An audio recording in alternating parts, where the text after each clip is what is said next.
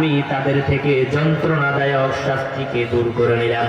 ওয়ামাত্তা'নাহুম ইলা হিন, এবং তাদেরকে সুনির্দিষ্ট একটি সময়ের জন্য, সুনির্দিষ্ট একটি সময় তাদেরকে সুখ স্বাচ্ছন্দ্যে এই পৃথিবীতে বসবাসের সুযোগ করে দিলাম।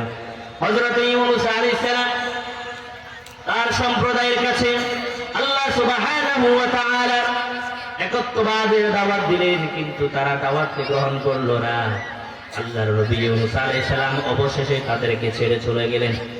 ইউনূস আলাইহিস সালাম যখন ছেড়ে চলে গেল, কওমের লোকেরা, সম্প্রদায়ের লোকেরা বুঝতে পারলো আল্লাহর নবী যেহেতু আমাদেরকে ছেড়ে চলে গেলেন, আল্লাহর আযাব যে কোনো মুহূর্তে আমাদেরকে ধরতে পারে।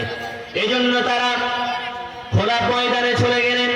তাদের পশুগুলো থেকে পশুর বাচ্চাগুলোকে তারা আলাদা করে ফেললেন, এক জায়গায় নিয়ে আসলেন এবং হুলের কাপড় পরে তারা খোলা ময়দানে চলে গেলেন। 40 দিনের মতো তারা সেখানে খোলা ময়দানে কান্নাকাটি করলেন, তাওবা ইস্তিগফার করলেন। আল্লাহ রাব্বুল আলামিন বলেন, কাশাফনা আনহুম আযাবাল খিজি ফিল হায়াতিদ দুনিয়া। কারণ আল্লাহ সুবহানাহু ওয়া তাআলার একটি সুন্নাহ ছিল যে যখন কোন সম্প্রদায়ের কাছে আল্লাহর আযাব এসে যাবে, আল্লাহর আযাব যখন এসে যাবে তখন তাদেরকে আর নাজাত দেওয়া হবে না, ওই আযাবে তাদেরকে ধ্বংস করে দেওয়া হবে। যেমন নূহ আলাইহিস সালামের সম্প্রদায় আল্লাহর আযাব এসে গেছে, আর তাদেরকে নাজাত দেওয়া হয় নাই, তাদেরকে ওখানে প্লাবনে ধ্বংস করে দেওয়া হলো।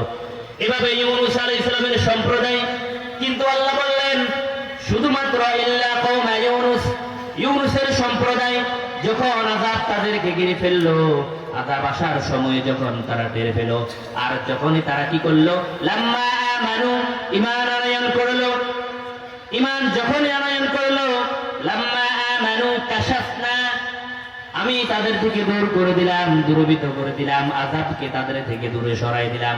এজন্য আল্লাহ রাব্বুল আলামিন ফিরআউন যখন সাগরের মধ্যে ডুবে যাচ্ছিল, তখন কিন্তু মূসা আলাইহিস সালামের রবের প্রতি ঈমান এনেছিল।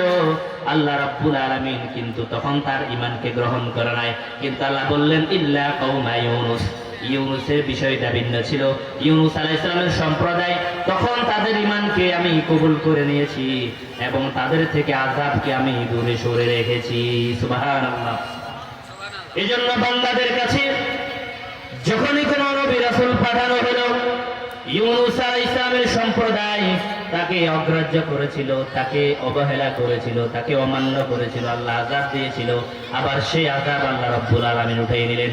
এভাবে আল্লাহ রাব্বুল আলামিন প্রত্যেকটি জনপদের কাছে যত নবী রাসূল পাঠিয়েছিলেন, প্রত্যেকটি জনপদের মানুষেরা তাদের নবী রাসূলকে অবহেলা করেছে।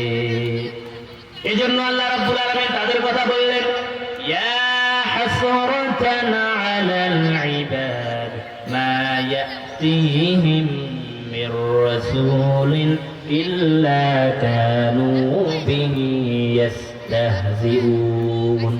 আল্লাহ রাব্বুল আলামিন বলেন, আফসোস আমার বান্দাদের জন্য, পরিতাপ আমার বান্দাদের জন্য, তাদের কাছে যখনই কোন রাসূল আমি পাঠালাম, তারা সেই রাসূলকে অবজ্ঞা করেছে, ঠাট্টা বিদ্রূপ করেছে, অবহেলা করেছে, জাদুকর বলেছে, পাগল বলেছে, গরক বলেছে, কবি বলেছে।